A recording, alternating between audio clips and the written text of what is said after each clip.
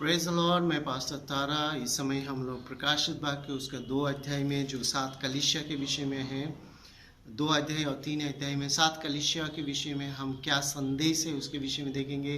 परमेश्वर ने क्या कमी को दर्शाया है, क्या करना है, ये कलीसिया कौन है, हम उन बातों को हम देखेंगे। शुरू से हम देखेंगे इफिसुस की कलीसिया। यहाँ पे मैंने कहा था कि 7 कलीसिया इस पृथ्वी में चर्च में आ जाने वाले लोगों को 7 अनुभव को बताता है। तो यहाँ पे इफिसुस की कलीसिया है, वहाँ पे इफिसुस के कलीसिया के विषय में ये लिखा गया है। कहते कि 5 में पढ़ता हूँ 2:5, इसीलिए स्मरण कर कि तू कहाँ से गिरा है, मन फिरा और पहले के समान काम कर। यदि मन ना फिरा है तो तेरे पास आके तेरे स्थान से दीपट को मैं हटा दूंगा। इसमें कहता है कि तू पहले के समान काम कर, और 4 में लिखता है पर मुझसे तेरे विरुद्ध कुछ कहना है कि तूने अपना पहला प्रेम को छोड़ दिया है। यहाँ पे इस कलीसिया में, जो पृथ्वी में जितने कलीसिया में, वहाँ पे कुछ लोग ऐसा है जो शुरुआत में उद्धार पाने के समय जब प्रभु को जाना था, उनके अंदर जोश था, प्रार्थना का जीवन, वचन पढ़ने का और परमेश्वर की सेवा के प्रति उनका लगाव था। मगर समय जैसे बीतते गया उनके जीवन में धीमापन आ गया, वैसे ही ठंडापन आ गया। वो कभी जाना है कभी नहीं जाना है, कभी प्रार्थना कर लिया कभी नहीं कर लिया। उनके विरुद्ध में परमेश्वर कहता है कि तू पहला सा प्रेम छोड़ दिया है, इसीलिए कहाँ से गिरा है उस बात को तू फिर से स्मरण कर। तू कब से इस काम को करना छोड़ दिया है, तू पहले के समान बन जा। मतलब प्रभु चाहता है कि पहले तू मुझसे जैसे प्रेम करता था वैसे ही करना है। तो इफिसुस के कलीसिया के लोगों को ये संदेश है। तो पृथ्वी के उन कलीसिया के लोगों के बारे में कहता है कि तूने पहला सा प्रेम छोड़ दिया है, दोबारा तू अपने स्थान में आ जाना है। और वहाँ पे परमेश्वर ने उनके बारे में कहता है कि जल्दी से जल्दी इस काम के लिए मन फिराना है। सुपुन्ना के कलीसिया को उसमें क्या संदेश है, फिर से मैं पढ़ के सुनाता हूँ। इसमें कहता है 9 से पढ़ रहा हूँ। मैं तेरे क्लेश और दरिद्रता का जानता हूँ, परंतु तू धनी है, और जो लोग अपने आप को यहूदी कहते हैं और शैतान की सभा के हैं वो उसकी निंदा भी जानता हूँ। जो तुझे दुख झेलना होगा उससे मत डर, क्योंकि देख शैतान तुम में से कुछ को जेल खाने में डालने पर है, ताकि तुम परखे जाओ और 10 दिन तक तुम्हें क्लेश उठाना पड़ेगा। तो यहाँ पे जो है प्रभु के लिए कुछ लोगों को मृत्यु में जाना पड़ेगा, उन्हें जेल में डाला जाएगा, उनको सताया जाएगा, उसको ताड़ना दिया जाएगा, उनके विश्वास को परखा जाएगा। और यीशु मसीह यहाँ पे उस कलीसिया के लोगों को कहते हैं मृत्यु तक तो अपने आप को धीरज धरना पड़ेगा। बहुत समय लोग कहते हैं प्रभु उनको क्यों नहीं बचाया, उनको क्यों जेल खाने में डाल दिया गया, क्यों उस परमेश्वर के जन के साथ ऐसा हो गया है, क्यों उसको मृत्यु सहना पड़ा, क्यों नहीं परमेश्वर बचाया।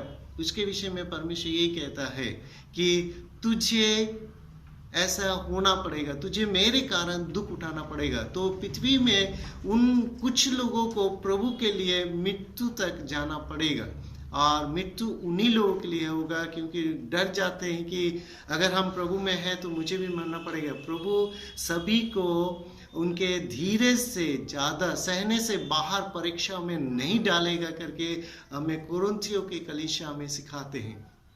तो ये सुपुन्ना का जो कलीसिया है, मतलब पृथ्वी के कुछ लोगों को, प्रभु के लोगों को, उनको मृत्यु और क्लेश और दुख को उठाना पड़ेगा, और कहते कि मृत्यु तक तुझे धीरज धरना ही पड़ेगा, तेरे लिए यही है।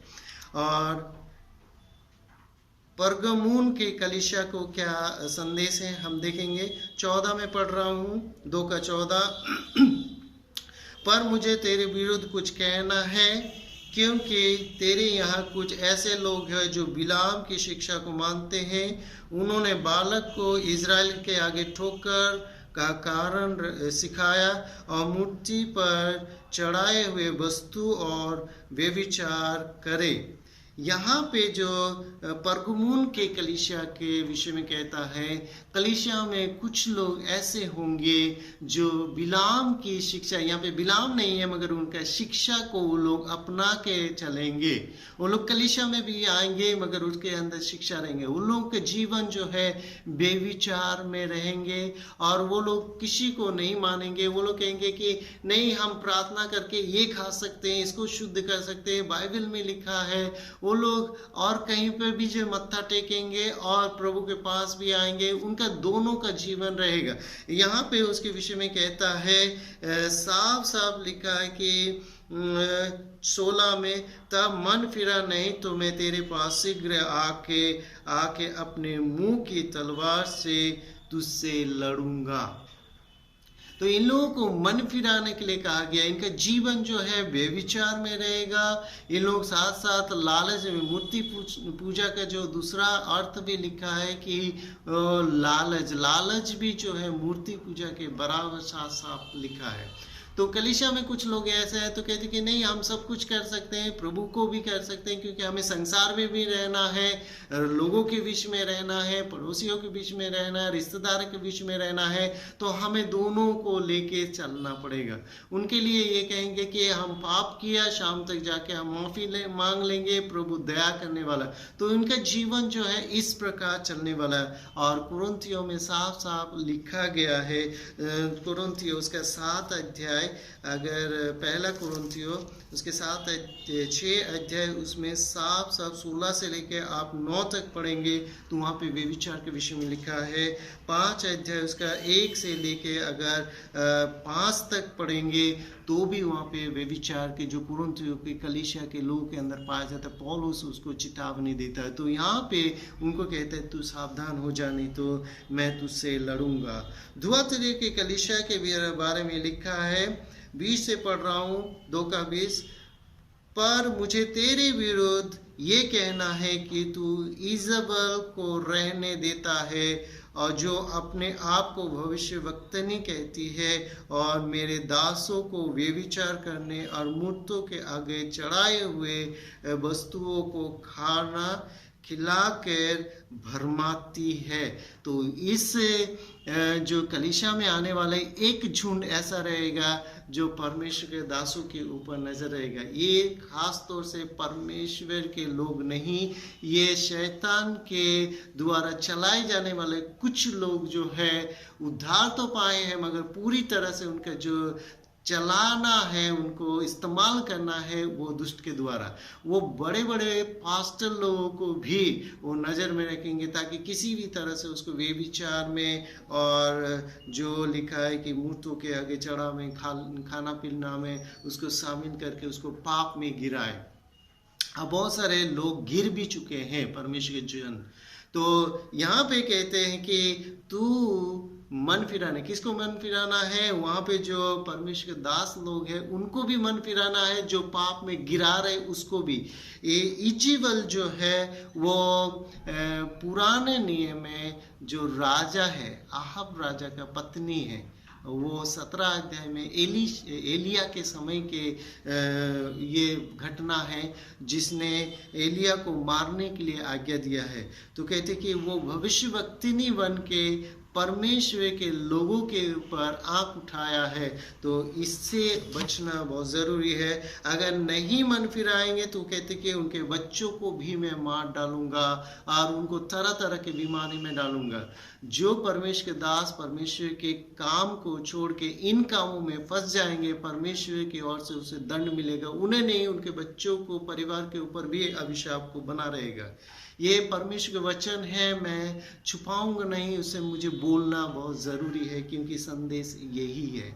उस कलीसिया के लोग जो है पूरी तरह से शैतान के द्वारा चलाया जाने वाला है और टारगेट रहेगा किसी भी तरह से पास्टर को पाप में गिराऊं ताकि वो कलीसिया नष्ट हो जाए, वहाँ के लोग पूरी तरह से तितर बितर हो। 3 अध्याय में पढ़ रहा हूँ सरदीस के कलीसिया के लिए, और यहाँ पे 2 में लिखता है, जागृत हो और उन वस्तुओं को जो बाकी है, रह गया है, जो मिटने को है, उन्हें देड़ कर, क्योंकि मैंने तेरे किसी काम को अपने परमेश्वर के निकट पूरा नहीं पाया। ये लोग ऐसे लोग हैं जो क्या है, ना तो संसार से मतलब प्रभु से इतना कोई मतलब नहीं है। हाँ, जाना है, प्रार्थना करना है, वचन को सुनना है, बस। उनका जीवन ना तो पूरी तरह से पाप में रहेगा, ना तो पूरी तरह से परमेश्वर रहेगा।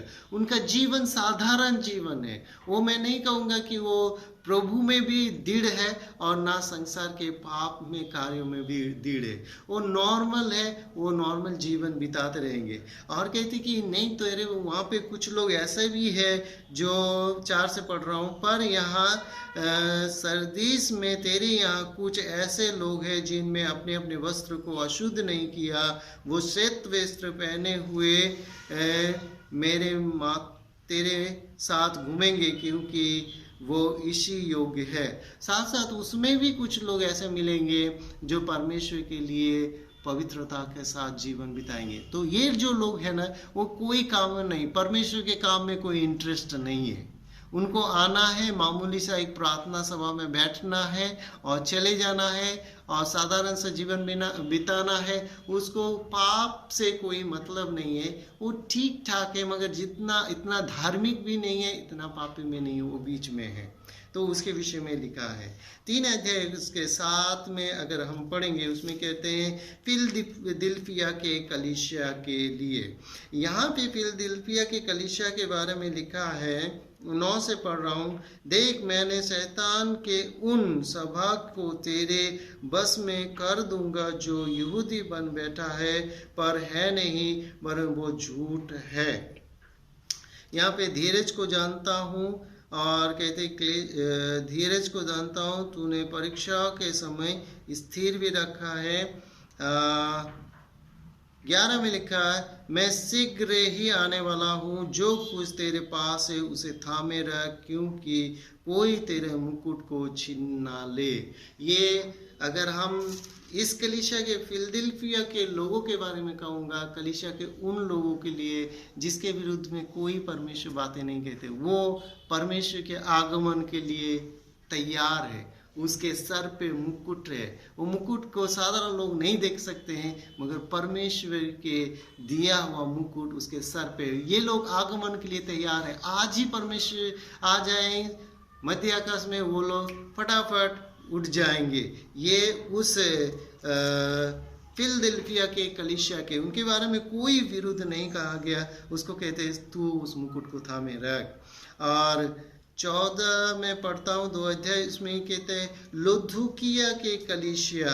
यहाँ पे लोधुकिया के कलीसिया को लिखता है, इसलिए कि तू ना गुनगुना है ना ठंडा है, तू गुनगुना है ना ठंडा है ना गर्म है, तुझ में मैं अपने मुंह से तुझे उगलने पर हूँ। तू कहता है कि मैं धनी हूँ और धनवान हो गया हूँ, मुझे किसी भी बात की घटी नहीं है। यहाँ पे उन लोगों के बारे में कहा गया जो कलीसिया में बहुत धनवान है, वो किसी को भी नहीं समझता है, वो अपने धन के कारण घमंड में आता है, वो अच्छे अच्छे कपड़े पहन के आते हैं और धनवान है करके वो कहते कि मेरे बराबर तो कोई नहीं है, मेरे बारे में कौन कहेगा, पास्टर कहेगा, मैं पास्टर को तो बहुत सारे दान देता हूँ, वो मेरे बारे में कैसे बोल सकते हैं। वो तो नहीं बोलने वाले। वो कहेंगे मैं पास्टर के लिए इतना देता हूँ, सेवा के लिए इतना देता हूँ, मेरे द्वारा तो सब काम होता है, मैं बहुत कमाता हूँ। तो ये कलीसिया के धनवान लोग हैं जो अपने आप को क्या कहते हैं, पूरी तरह से वो सोचते हैं कि मैं जो हूँ ठीक है, मगर परमेश्वर कहता है तू कंगाल है, तू जो है परमेश्वर के ओर से। वो कहते कि तेरा वस्त्र जो है मुझसे वस्त्र ले ले, ताकि तेरा जो है क्या है नंगा पर ना दिखाई दे। उनको पता ही नहीं कि उनका उद्धार वो खो चुका है। वो अपने घमंड के कारण, अपने धन दौलत के कारण, अपने ऐश्वर्य के कारण परमेश्वर के दिया हुआ उद्धार को भी खो चुका है। तो ये उन कलीसिया के बारे में कहूँगा कि धन रहने के बावजूद भी अपने उद्धार को नहीं खोना है। ये पृथ्वी के हर एक कलीसिया में आने वाले के 7 प्रकार के अनुभव के लोगों के बारे में ये संदेश दिया गया है। और मैं मैं जो अनुभव के अनुसार मैंने समझाया, जो कलीसिया को दिया है, उसी के भागों को मैं लेके सुनाया जो उनके अंदर कमी है। मैं स्टडी इसलिए दिया हूँ कि हमें भी जानना बहुत ज़रूरी है क्या वाकई में मेरे अंदर ये कमी है। अगर है तो हमें फटाफट दूर करना है, क्योंकि बाइबल कहता है मैं शीघ्र आने वाला हूँ। एक से कहता है कि मैं तुझसे लड़ूंगा, एक से कहता है मैं तुझे बीमार करूंगा, तुझे और तेरे बच्चों को भी।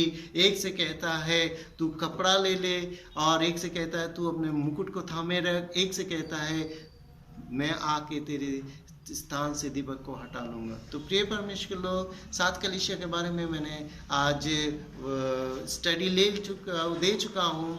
आगे हम 12 अध्याय से देखेंगे। 12 अध्याय बहुत महत्वपूर्ण है। उसमें आगमन है, उसमें एंटिक्राइस्ट आना है, उसमें राज्य कितने कितने साल का होना है, कौन कौन आगमन में उठा लिया जाना है, सारे बातें हैं। तो आपको ध्यान से नेक्स्ट जो स्टडी है उसको आप जरूर लीजिएगा। परमेश्वर के नाम की स्तुति हो। Praise the Lord.